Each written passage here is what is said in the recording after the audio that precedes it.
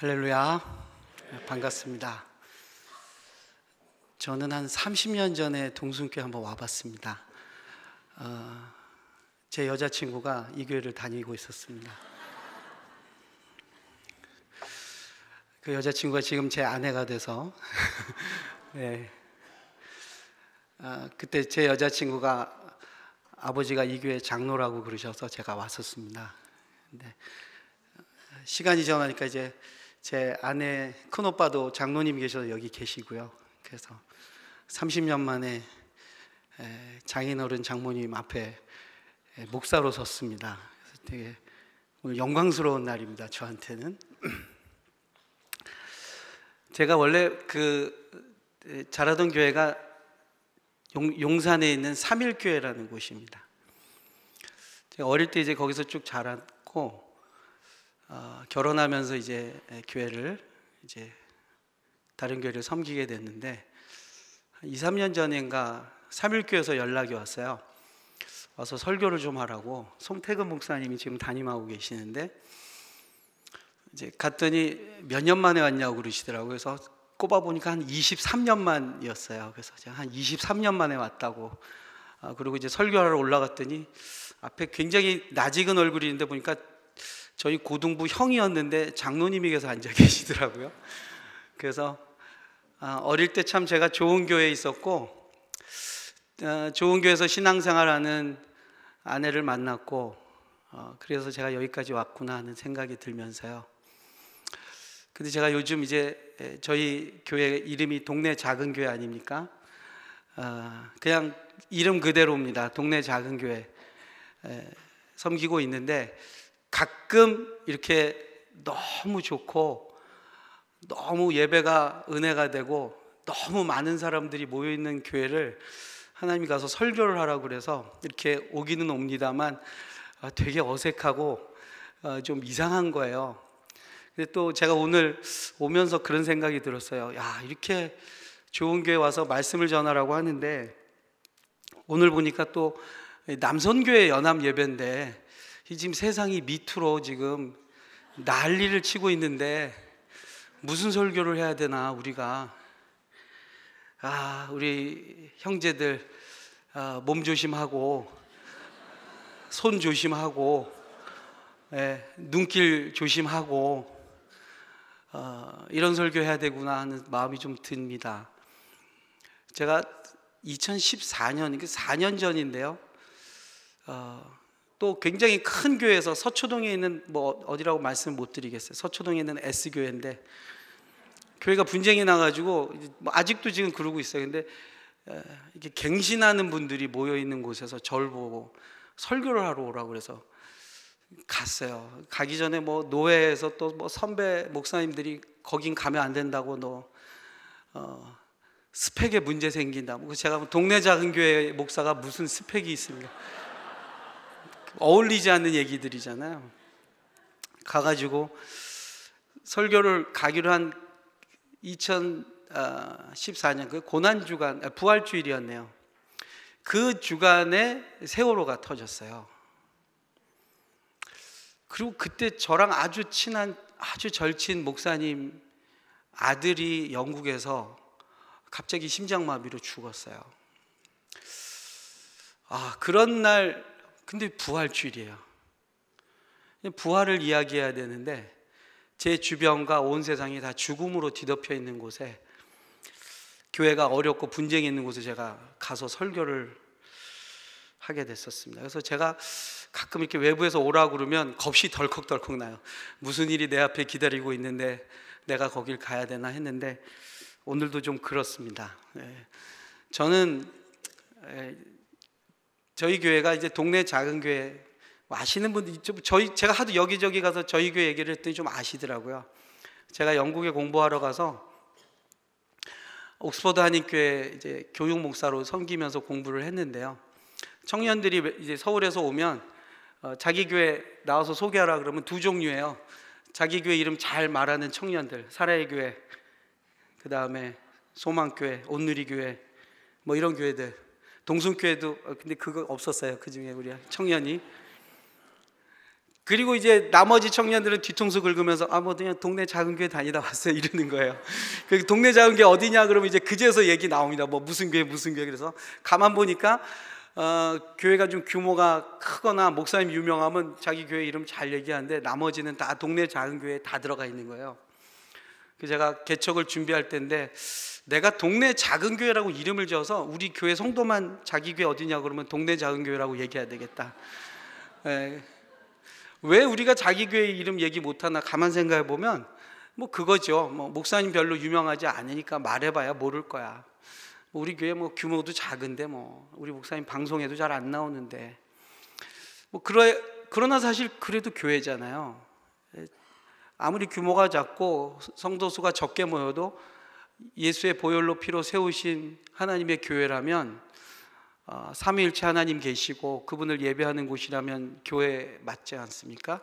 그래서 제가 그냥 동네 작은 교회로 이제 하고 앞으로 다시는 누구도 그 교회 이름 못 쓰게 한국 와서 개척을 하러 노회에 가서 교회 이름을 적어냈더니 노회 목사님께 좀 야단을 맞았습니다. 교회 이름이 이게 뭐냐고 믿음이 없는 목사라고 나중에 부흥되면 동네 큰 교회로 바꿀 거냐고 그래도 허락을 받고 저희 교회가 시작을 했습니다. 개척을 했는데 한 1년 준비해서 시작해서 한 20명이 시작을 했어요. 그래서 첫 해에 저희가 한 23명 모일 때입니다. 정교인 수련회를 해야 되는데 원래 이제 작은 교회들이 꿈은 큽니다. 그래서 첫 수련회를 우리가 해외 선교여행을 가자. 저는 마음속에 해외 선교여행을 제주도로 생각했는데 우리 교우들은 진짜 비행기 타고 멀리 가자고. 그래서 너무 멀리 갈 수 없으니까 가까운 일본으로 가자. 그리고 이제 23명이 후쿠오카를 갔어요. 일본의 후쿠오카 굉장히 덥더라고요, 여름에. 일본 가서 제가 그때 본 게 그 더운 여름에 똑같은 티셔츠 입고 땡볕에 길거리에서 막 노래 부르는 건 전부 한국에서 온 선교팀들입니다. 비슷해요, 보면은. 하는 것도 비슷하고. 저희도 열심히 길거리에서 찬양하고 뭐 전도용품 나눠주고 그리고 이제 식당에 들어갔는데 저쪽 편에 보니까 우리랑 비슷한 1단의 무리들이 앉아 계시더라고요. 뭐 빨간색 티셔츠에 여기 지저스 뭐 이렇게 God is love 뭐 이런 거 붙인. 그래서 보니까 한국 분들 같아서 제가 그래도 외국에서 만났으니까 가서 인사하러 갔습니다. 그래서 한국에서 오셨죠? 그랬더니 맞대요. 그래서 저희도 한국의 교회에서 왔습니다. 그리고 어느 교회에서 오셨어요? 그랬더니 저보고 큰 교회에서 왔다고 딱 그러시더라고요. 살짝 좀 제가 마음이 좀 힘들었죠. 굉장히 제가 생각하는 큰 교회 중에 하나구나 하고 어느 큰 교회세요? 그랬더니 교회 이름이 큰 교회라고 그러시더라고요. 깜짝 놀랐습니다, 제가. 대한예수교 장로의 큰 교회라고 그러시더라고요. 부산에 있는 고신측 교회였어요. 그분이 저한테 물어서는 안 될 질문을 했습니다. 어디서 오셨냐고. 그래서 제가 동네 작은 교회에서 왔다고. 그러니까 동네 작은 교회 어디냐고 해서 제가 대한예수교 장로의 동네 작은 교회라고. 그래서 두 교회 성도들이 서로 그냥 빵 터졌습니다. 막 깔깔대고 웃고 막 저희 교회 교우들이 막 큰 교회가 있대. 그랬더니 그분들이 저희 보고 동네 작은 교회가 있대 막 이러시는데 제가 되게 궁금하더라고요. 그래서 큰 교회니까 많이 모이시겠네요. 그랬더니 16명 모인다고. 네, 거기도 개척한 지 한 6개월밖에 안 됐다고 그러시더라고요. 그때 제가 아주 일본 가서 우리 마음은 참 크지만 작은 교회 두 교회가 좋은 만남을 하고 왔습니다. 여러분, 우리가 교회도 사실은 큰 교회 좋죠. 저도 오늘 와서 이렇게 예배 드리는데 막 은혜가 넘치네요. 동순교회 또 문화적으로 또 예술인들 많이 모이시고 이미 뭐 소문이 자자한 교회 역시 하고 제가 예배 드리면서 그런 마음이 들었습니다. 제가 이렇게 참 어떨 때 보면 주일날 아주 기복이 심한 이런 상황입니다. 제가 오늘 오전에 저희 공동체 중에 하나는 경기도 광주에 있습니다. 제 아내는 경기도 성남에 있는 이제 저희가 하는 어린이 도서관에서 한 예배를 드리고 저는 경기도 광주에 있는 저희 공동체가 하는데 그 광주에 있는 저희 공동체는 다문화 가정들, 이주민 노동자들하고 같이 예배 드리는 공동체입니다. 그래가지고 뭐 한 20명 남짓 모여서 예배를 드리는데 오늘은 제가 거기 담당이라 가는데 거기는 가서 설교만 하면 안 되고요, 찬양 인도까지 해야 돼요. 그래서 제가 오늘 가서 아침에 이제 기타 메고 찬양 6곡을 같이 부르고 그리고 설교를 하고 같이 밥을 먹고 여기를 왔습니다. 여러분, 이 세상에 큰 교회도 있고 작은 교회도 있지만요, 높은 교회 있고 낮은 교회 있지는 않습니다. 큰 나라도 있고 작은 나라도 있지만요, 높은 나라 있고 낮은 나라 있는 건 아닙니다. 예수님께서는 오히려 마태복음 18장을 보시면 예수님은 굉장히 작은 것에 가치를 엄청나게 두셨어요. 어떤 사람이 천국에서 큰 자냐 그러니까 어린아이를 세우시면서 어린아이 같지 않으면 천국에 들어갈 수 없다. 마태복음 18장 전체가 무슨 이야기냐면요, 소자를 귀하게 여기라. 99마리 있는 양을 들에 놔두고 잃어버린 한 마리의 양을 찾아 나가는 목자를 이야기하고 계시고, 그 다음에 마지막으로 두세 사람이 내 이름으로 모인 곳에 내가 너희와 함께 있겠다 약속하셨어요. 여러분이 큰 교회를 다니시든 작은 교회를 다니시던 이 하나님 나라의 가치가 우리들의 삶의 우선순위가 되었으면 참 좋겠습니다. 저는 창세기에서 되게 좋아하는 인물들 가운데 야곱을 되게 좋아해요. 왜냐하면 야곱이 일단 예수 믿은 집안의 3대째 아들입니다. 제가 개인적으로 저희 집에서 3대째 목사거든요. 그래서 제가 야곱을 되게 좋아하게 됐어요. 저희 할아버지가, 저는 못 뵀어요, 평양신학교를 나오셨다고 들었습니다. 근데 6.25 때 공산당한테 총살당하셨다는 얘기만 들었어요. 저희 할아버님이 자녀가 12이셨는데 진짜 대단하시죠. 저희 아버님이 11번째셨대요. 공교롭게도 저희 어머니도 형제가 12이세요. 저희 어머니는 대구 쪽이신데요, 저희 어머님이 11번째세요. 제가 어릴 때 두 분이 부부싸움 하면서 서로 요셉이라고 하던 게 제 머릿속에 납니다. 저희 아버님 12형제 중에 3분이 피난 내려오셔서 다 목사님 되셨어요. 그리고 제가 이제 목사가 된 거예요. 저희 집에서는 저가 이제 혼자 됐습니다. 제가 야곱을 좋아하게 된 이유는 할아버지 때부터 하나님께서 이 집안에게 주신 약속이 있었어요.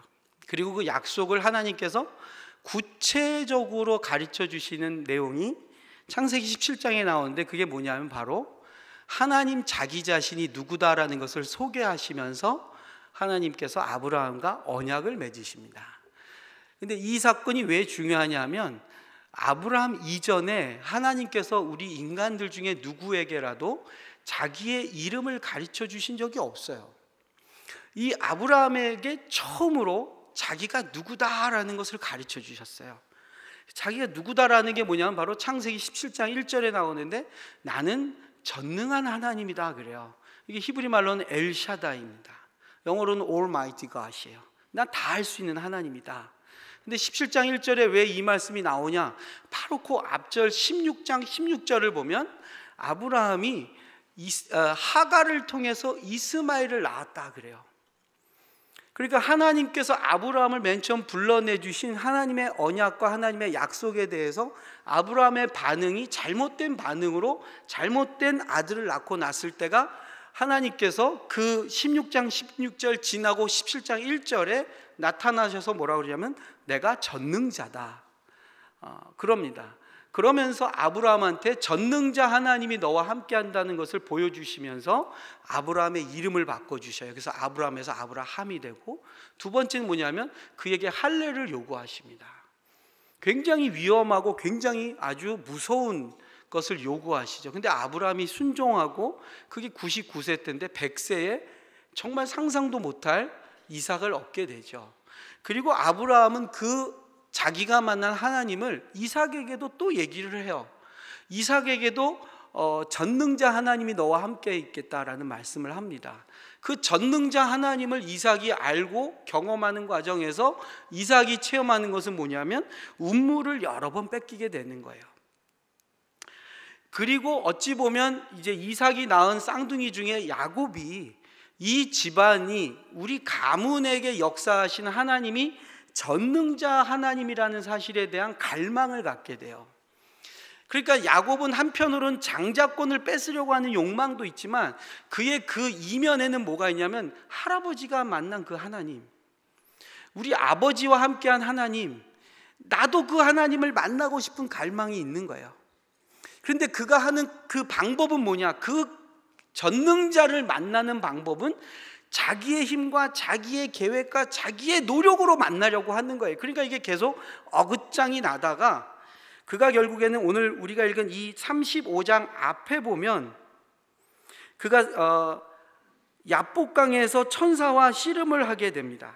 그리고 그 천사와 씨름을 하는 과정에서 굉장히 이해할 수 없는 야곱의 질문이 나와요. 밤새 천사와 씨름하다가 천사가 야곱한테 너 이름을 이제 이스라엘이라 하라 그랬더니 할렐루야 그리고 감사합니다 하고 가야 되는데 야곱이 거기서 천사한테 묻습니다. 당신의 이름을 가르쳐 달라고. 되게 뜬금없지 않습니까? 천사의 이름을 알아서 뭘 하려고요? 그런데 야곱은 지금 나의 이름을 바꿔주는 자가 누군가에 대한 기대치가 있는 거예요. 왜? 할아버지가 하나님을 만날 때 할아버지 이름이 바뀌었거든요. 아브라함에서 아브라함으로. 자기가 야곱이라는 이름, 발 뒤꿈치를 잡고 평생을 누군가와 전쟁하고 누군가와 경쟁하고 누군가 가지고 있는 것을 빼앗음으로 언약을 갖겠다고 하는 야곱의 인생에 자기의 이름을 이제는 네가 사람하고 겨루지 말고 하나님과 겨루라는 이스라엘이라는 이름을 받을 때 그는 이름을 받은 것으로 끝나는 게 아니라 우리 할아버지가 만난 하나님, 우리 아버지가 만난 하나님, 그 하나님 엘샤다이를 만나고 싶어서 묻는 거예요. 당신은 누굽니까? 그런데 그때 천사를 통해서 그 이름을 듣지 못하고 오늘 35장에 와서 우리가 읽은 이 본문 안에서 드디어 하나님께서 자기 자신이 누구다라는 것을 그에게 보여주십니다. 우리 본문 말씀 11절에 나옵니다. 하나님이 그에게 이르시되 나는 전능한 하나님이라. 생육하며 번성하라. 한 백성과 백성들의 총회가 내게서 나오고 왕들이 내 허리에서 나오리라. 드디어 여기서 야곱이 이제 자기의 이름을 다시 바꿔주시고 야곱이 아니라 이스라엘이라. 그리고 그 이름을 바꿔주시는 분이 우리 조상이 만난 전능자 하나님 엘샤다이 하나님이라는 것을 그가 알게 돼요. 그러니까 어떻게 보면 이 본문에서 이 구절에서 야곱은 평생 자기가 달려온 신앙의 마지막 확인, 하나님, 내가 만난 하나님이 그분이 맞다라는 평생의 수건 사업이 끝나는 것을 우리에게 보여줍니다. 이거 보면 이제 불행 끝 행복 시작이죠. 여기까지 고생하면서 왔잖아요. 여기까지 힘들게 왔잖아요. 돌고 돌아서 다시 고향에 돌아왔고, 그리고 형과 화해하고 아버지를 만나고 12자녀가 있고 얼마나 행복합니까? 이제 모든 게 다 된 것 같아요. 우리로 보면은 이 이상의 축복이 어디 있습니까? 그렇죠? 여러분, 우리 동순교회에 계시는 여러 우리 아버님 되시는 분들, 오늘 남성교회니까요. 여러분들의 자녀가 이 교회에서 자라면서 신앙생활을 하고 우리가 믿음의 가정을 이루고 우리 부모님으로부터 받은 신앙을 이어가고 그리고 우리의 일터와 우리의 사업과 우리의 삶의 자리에서 하나님이 주인 되시는 복된 삶을 사는 거, 이거 우리가 바라는 바 아니겠습니까? 야곱은 모든 게 다 됐어요 이제. 그러면 오늘 우리가 보는 이 본문은 사실은 기쁘고 감사하고 축제고 야곱에게 있어서는 한없는 영광의 구절입니다. 더 설교할 내용도 없어요. 우리도 야곱같이 우리 인생에 하나님께서 도장을 꽝 찍어주면서 너 조상과 함께한 내가 너와 함께하겠다, 이거 할렐루야죠. 그리고 이제 그렇게 살면 되는 거예요. 근데 제가 이 본문을 보면서 저에게는 오히려 역설적으로 야곱을 정말 사랑하게 되고 야곱을 좀 깊이 돌아보게 된 계기가 바로 이 본문이었습니다. 우리가 때로는 부모님의 신앙으로 여기까지 온다라는 것을 경험하고 느끼고 고백할 수밖에 없어요. 우리 믿음의 선배들이, 신앙의 어른들이 그 고통의 나날에 그 수많은 역사의 질곡 속에서 하나님을 붙잡고 이 복음을 붙잡고 여기까지 오면서 한국교회를 일으켜 주셨어요. 여러분, 우리 한국 교회가 본격적으로 선교가 시작되던 1800년 말에 이 수많은 선교사들, 특별히 뭐 전 세계 여러 선교사가 들어왔지만 미국의 장로교 선교사들이 한국 땅에 들어오게 된 계기 중에 하나는 되게 독특한 선교의 역사가 있습니다. 한 120년 전인데요, 1800년 말에 미국의 동부, 아이비리그라고 하죠.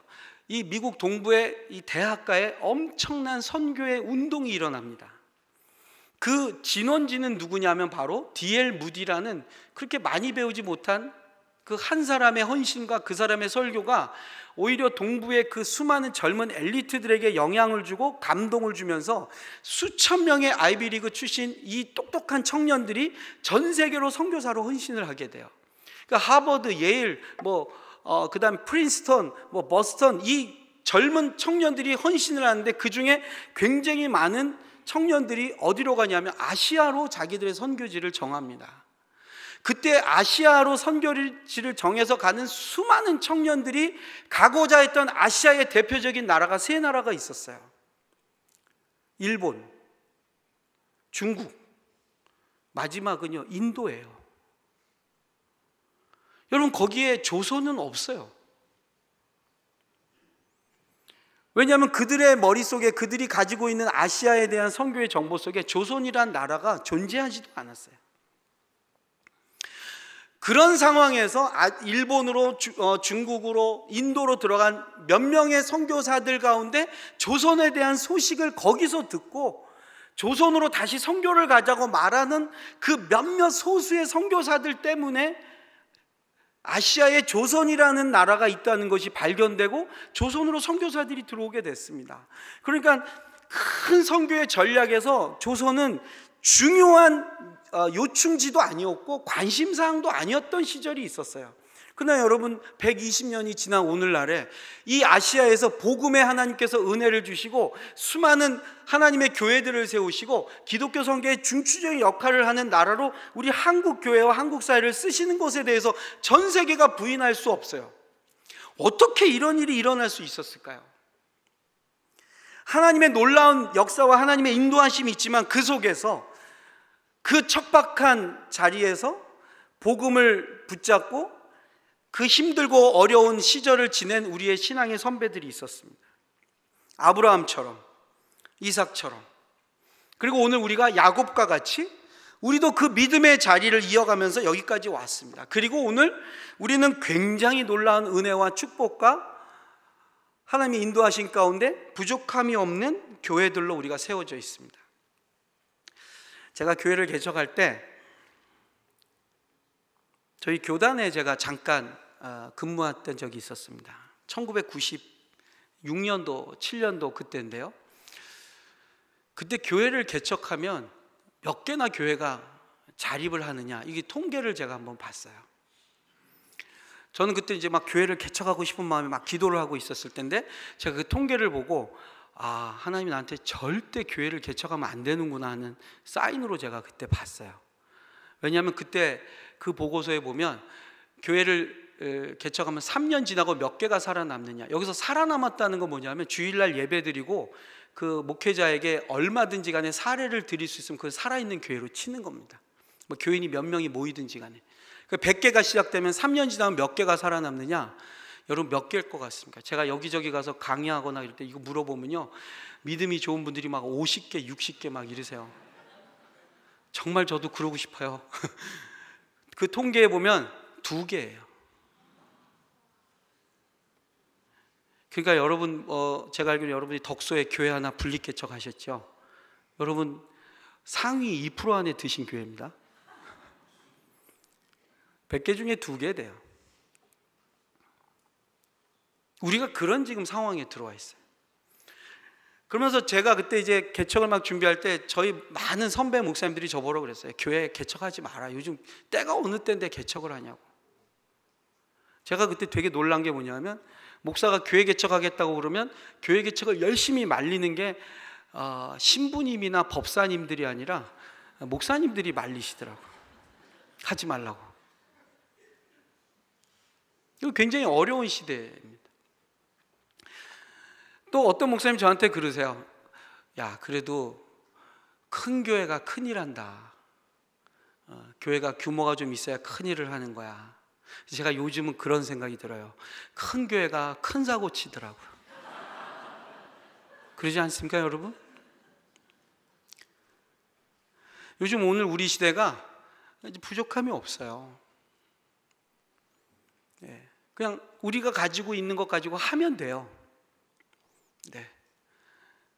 우리가 그냥 이거 하자 그러면 이거 하면 되고, 이거 사자 그러면 이거 사면 되고, 교회를 세우려면 또 세울 수도 있어요.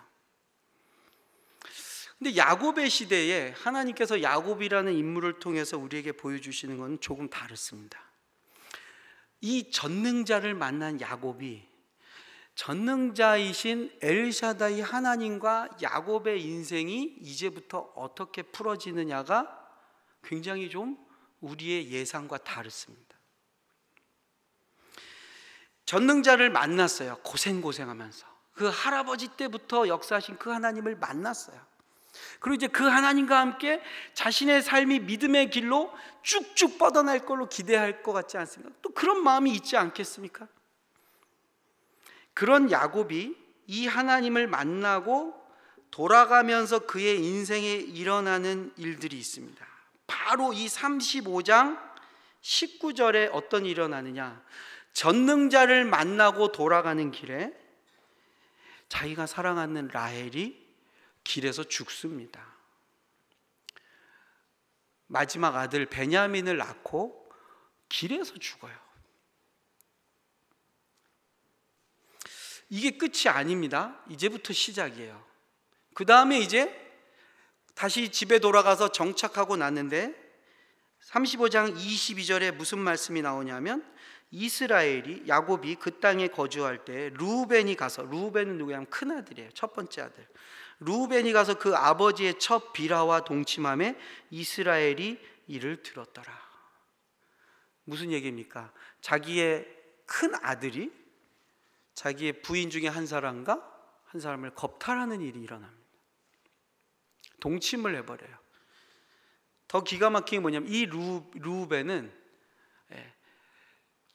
이 루벤이 동침한 아버지의 첫 빌하는 죽은 라헬의 몸종이에요. 루벤은 레아가 낳은 아들이에요. 그러니까 아버지의 가문 안에 큰 아들이, 장자가 아버지의 권위를 짓밟아 버리는 일이 일어나는 거예요. 전능하신 하나님을 만나고 왔는데 이런 일이 일어납니다. 세 번째, 35장 28절을 보니까 이삭의 나이가 180세라.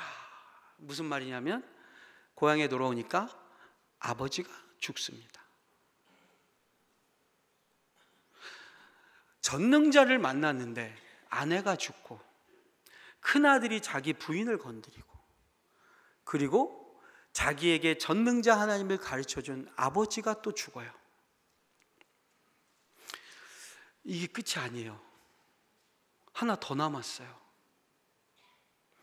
37장 33절을 보니까 아버지가, 여기 아버지는 야곱입니다. 아버지가 그것을 알아보고 이르되 내 아들의 옷이라, 악한 짐승이 그를 잡아먹었도다. 요셉이 분명히 찢겼도다. 전능자를 만나고 온 야곱에게 마지막 들려오는 소식은 아들도 죽었어요. 여러분, 정리해 보면 야곱이 여기까지 오는 데 있어서 자기를 약속의 백성으로 축복하고 뒤를 봐주던 아버지가 죽고, 자기가 여기까지 오면서 요셉을 낳고, 자기가 정말로 삼촌이 집에서 그렇게 사랑했던 아내, 그 아내가 길에서 죽었어요. 그리고 왔더니 큰아들이 자기 부인을 건드리고, 자기가 여기까지 오면서 애지중지하고 어떤 아들한테도 입히지 않았던 채색 옷을 입히며 자기가 만난 하나님을 그대로 이어갈 줄 알고 생각하던 그 요셉이 짐승에게 찢겨서 죽은 것을 보아요. 야곱의 과거, 야곱의 현재, 야곱의 미래가 다 무너져 버렸어요. 이게 지금 야곱이 전능자를 만난 그의 현실입니다. 여기에 무슨 축복이 있고, 여기에 무슨 하나님의 전능하심이 있고, 여기에 무슨 우리가 주를 따르는 자에게 주시는 은혜가 있어요.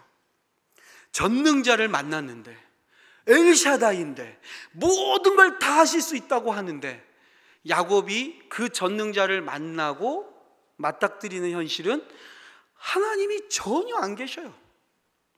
하나님이 전혀 없는 것 같아요. 하나님은 지금 무기력한 존재로 자기 인생에 나타나고 계셔요. 저는 이게 오늘 우리들의 숙제고, 우리들의 기도의 제목이고, 오늘 헌신하시는 우리 남성교회 여러분들이 하나님 앞에서 물어야 될 질문이라고 생각됩니다. 우리가 하나님을 만나고 예수의 보혈의 피로 구원받고 성령이 우리와 함께 하시는 거룩한 성도의 삶을 살아간다 할 때에 우리가 모든 일에 모든 것들이 잘 풀어지고, 우리 자녀들이 평안하고 안정되고 부족함 없는 젊음의 시절을 보내고, 우리의 어르신들이 건강한 노후를 보내고, 우리 교회가 성장하고, 이거 우리가 전능자 하나님을 만나면 기대할 수 있는 거 아니겠어요?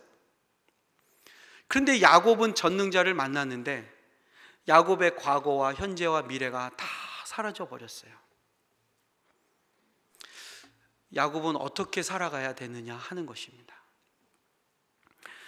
오늘 우리 한국 교회가 야곱의 위치에 서 있는 게 아닌가 싶습니다. 지금은 굉장히 모든 것들이 다 풍요로워 보이고 부족한 것이 없어 보이고, 내가 여기까지 오는데 하나님께서 우리 가정을, 우리 교회를 지켜주신 것 같아요. 그런데 지금 우리 앞에 놓여 있는 것들은 과거와 현재가 무너져 가고 있는 겁니다. 내일에 대한 기대가 없는 겁니다. 그래도 제가 오늘 아까 와서 보니까 동순교회는 청년들이 굉장히 많더라고요. 정말 소망이 있고 기대가 있는 교회입니다. 그런데 여러분, 이 예배당을 나가서 한번 저 바깥을 한번 보십시오. 이 대한민국에 과연 내일에 대한 기대를 우리가 가질 수 있습니까? 오늘 대한민국의 현재가 지금 제대로 가고 있습니까? 우리의 과거가 자랑할 만하고 감사할 만한 제목들로 가득 차 있습니까?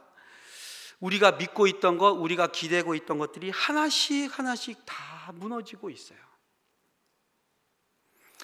그런 우리한테 하나님께서 야곱이라고 부르지 않고 이스라엘이라고 부르시는 거예요. 사람 상대하지 말고 하나님 상대하는 존재.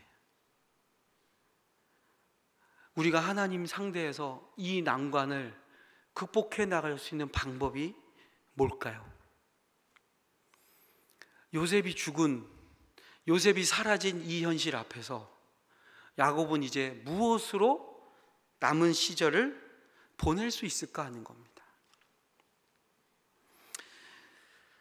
제가 되게 좋아하는 말씀 중에 하나가 요한복음 20장에 있는 말씀입니다. 예수님께서 제자들을 부르셔서 훈련을 시키시고 기적을 보이시고 십자가 사건을 통해서 부활하신 예수님이 다시 제자들을 부르셔서 하시는 말씀이 요한복음 20장에 나옵니다. 예수님께서 진짜 속마음을 제자들한테 토로해 주시는 말씀 같아요. 그 말씀의 주제는 뭐냐? 내용은 뭐냐? 아버지께서 나를 보내신 것처럼 나도 너희를 보낸다. 예수님이 제자들을 부르신 이유, 예수님이 제자들에게 하나님 나라를 가르쳐 주시고 내게로 오라 하셔서 기적의 떡과 고기를 먹이시고 무리를 걸어가신 걸 보이시고 죽음을 이기시고 부활하신 것을 보이신 다음에 제자들에게 하신 말씀 뭐냐? 아버지께서 나를 보내신 것처럼 나도 너희를 보낸다. 제자는 누구냐? 예수님처럼 세상으로 다시 나가야 되는 거예요. 근데 이 세상으로 나가는 게 쉽지 않습니다. 이거 어렵습니다. 우리가 이 안에 들어오면 얼마나 좋아요. 이 안에 들어오면 천국을 경험하는 것 같고, 이 안에 들어있으면 안전해요. 다 하나님을 믿는 사람들로 가득 차 있어요. 그러나 여러분, 우리들의 일터와 우리들의 삶의 자리를 나가면 어떻습니까? 우리가 이 세상 속으로 들어갈 때 어떻습니까? 거기는 핍박과 고난과 고단함의 현실이 우리를 기다리고 있어요. 야곱이 이것을 어떻게 이겨냈느냐? 야곱이 이겨낸 방법은 크게 다른 게 없어요. 하나님께서 전능하시다고 하시니 내가 할 일은 죽지 않고 버티는 거예요. 야곱은 그 시절을 버텨냅니다. 죽지 않고 버텨내요. 우리가 이렇게 교회 안에 있으면 다 행복하고 그렇게 보이지만, 여러분, 우리 남성교회 여러분 가운데 우리 회사가 오늘 내일 하는 분들이 계실지 모릅니다. 남들이 보기에는 아무렇지도 않은 것 같지만 우리 가정이 지금 지옥 같은 분이 계실지도 몰라요. 누구한테 얘기는 못하고 있지만 내가 내 자녀 때문에 피눈물을 흘리는 하루하루를 살고 계시는 분이 있을지도 몰라요. 우리 교회는 아무 문제가 없는 것 같지만 이 땅에 수많은 교회들이 고통하고 신음하고 있는 교회들이 있어요. 우리가 이 현실에서 할 수 있는 일이 별로 없어요. 야곱이 전능하신 하나님을 의지하고 이 시절을 보내는 단 한 가지, 아무것도 없고 어떤 기대도 할 수 없지만 그가 전능자를 만났다라는 그 사실이에요. 전능자가 나와 함께 있다는 그 사실 하나를 붙잡고 야곱은 이 시절을 보냅니다. 우리는 이 이야기가, 이 야곱의 인생이 어떻게 끝나는지를 알죠. 죽어 있는 줄 알았던 요셉이 살아 있어요. 그러나 죽은 줄 알았던 요셉이 그냥 살아 있는 건 아니에요. 요셉은 어마어마한 시련과 어마어마한 시험과 어마어마한 고통 속에서 신앙의 결단을 하면서 살아냅니다. 우리가 성경을 보니까 요셉이 안 죽고 살아 있지만 야곱의 입장에서는 요셉은 죽은 영혼이에요. 죽은 아들이에요. 그런데 그는 죽었다라는 사실과 전능하신 하나님이 내 편이라는 두 사실 중에 전능하신 하나님의 편을 붙잡았다는 것입니다. 여러분, 오늘 우리는 눈에 보이지 않는 하나님을 믿어요. 우리의 현실은 우리를 자꾸 무릎 꿇게 하고 포기하게 하고 안 된다라고 말해요. 교회가 2개밖에 안 된다고 하는 그 보고서를 보면서 제가 무슨 마음이 들었겠어요? 이건 안 되는구나. 근데 여러분, 놀랍게도 저한테, 제가 기도하는데 하나님 저한테 그 마음을 주시더라고요. 이거는 제 머리에서 나올 수 없는 거였어요. 뭐냐면 2개는 된다 그러시더라고요. 너무 당연하죠. 이거 2%니까 2개는 되죠, 하나님. 너무 당연한 얘기 아니죠? 기도 중에 그런 마음이 드는 거예요. 하나님 저한테 2개는 된다. 2개는 돼요. 근데 저는 98개 중에 하나예요. 왜? 사람이 다 경험해서 사니까. 내 인생을 돌아보니까 제가 상위 2% 안에 들은 적이 한 번도 없어요. 뭘 해도 상위 2% 안에 들어본 적이 없어요, 제 인생이. 근데 어떻게 교회 개청하면 제가 상위 2% 안에 들겠어요? 그러니까 저는 그냥 나는 하면은 98개 중에 하나구나 하는데 하나님 저한테 그러시는 거예요. 2개는 된다. 그 다음에 저한테 놀라운 마음을 주셨어요. 2개 중에 하나 네 거면 된다 그러시더라고요. 하나님이 하시면 사실은 되죠. 근데 제가 하면 안 되는데, 그 다음부터 제가 무슨 마음이 들었냐면 주님이 하신다면 되겠죠. 그러면서 이제 제 안에 정말 조그만한 소망이 생겼어요. 그게 제 거면 참 좋겠네요. 제가 그걸 가지고 한 10년을 기도했어요.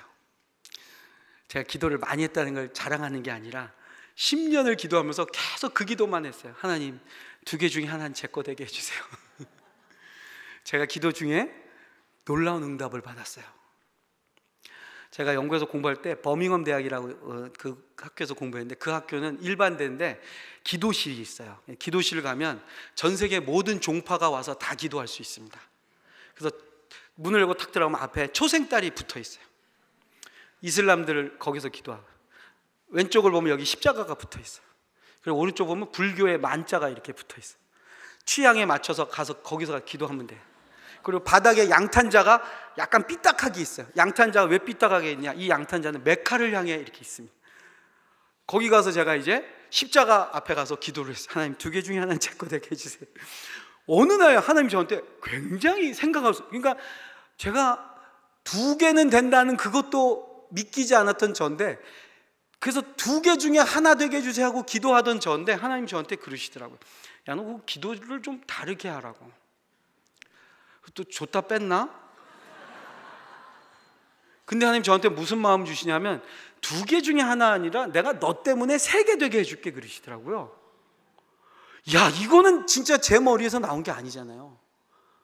나는 되는 거 2개도 너무 무서웠는데 2개 중에 하나만 돼도 너무 좋겠다 생각했는데, 하나님 저한테 뭐라고 하시냐면 2개가 아니라 너 때문에 3개 되게 하겠다고. 그래서 제가 그때부터 그렇게 기도했어요. 하나님, 저 때문에 한국교회 개척 성공률 3% 되게 해주세요. 그리고 제가 와서 개척했잖아요.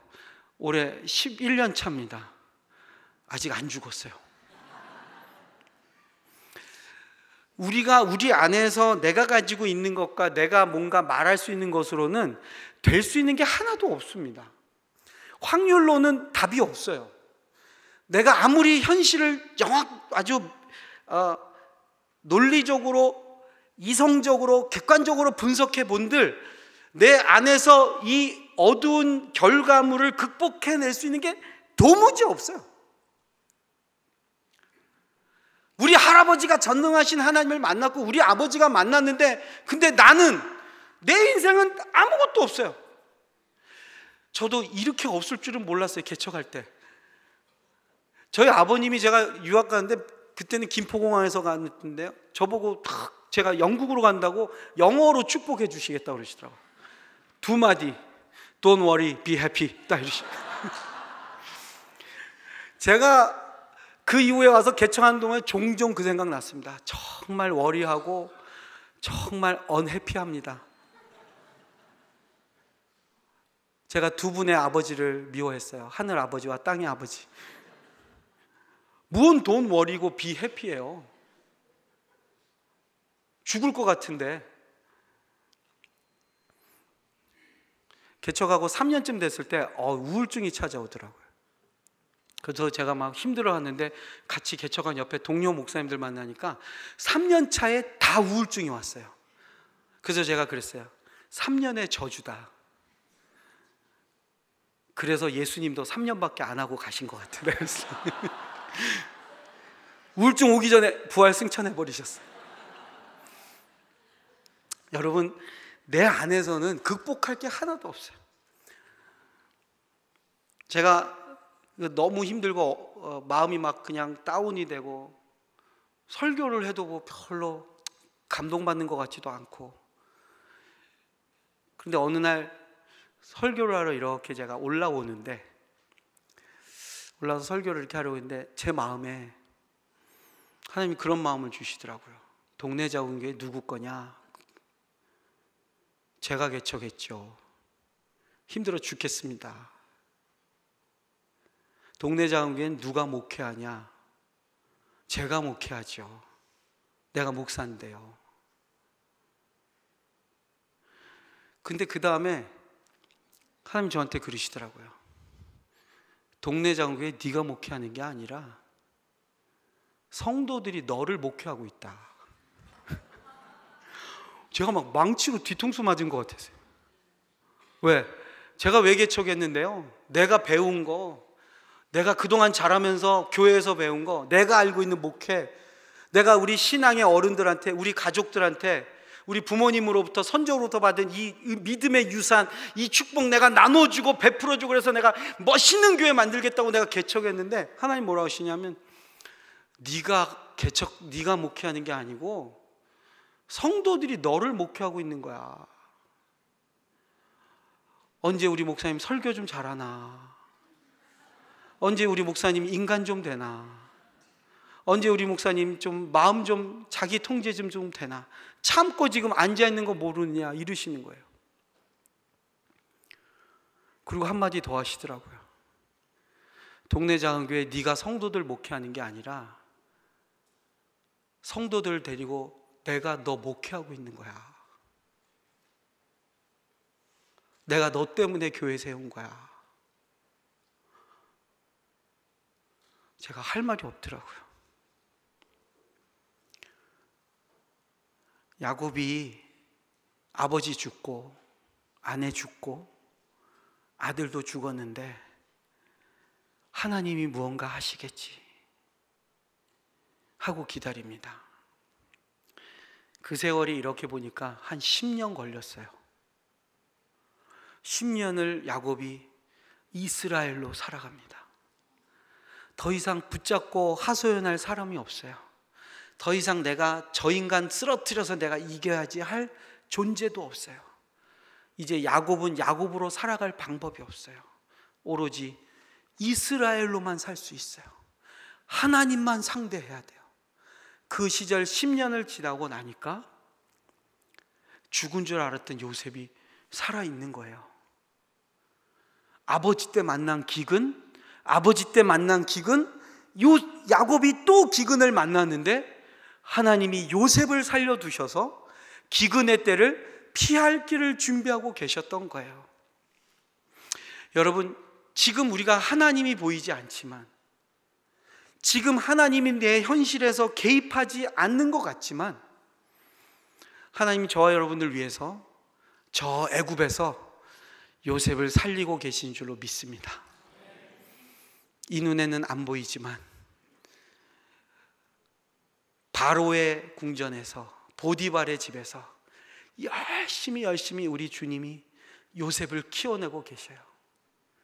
그리고 또 한편 가나안의 땅에서 오늘도 내일도 살 소망이 없어하는 야곱을 열심히 붙잡고 계시는 하나님의 전능하심이 있습니다. 여러분, 여러분들의 자리에서 그 하나님 발견하시기 바랍니다. 저는 저의 자리에서 그 하나님 만나면서 살고 싶습니다.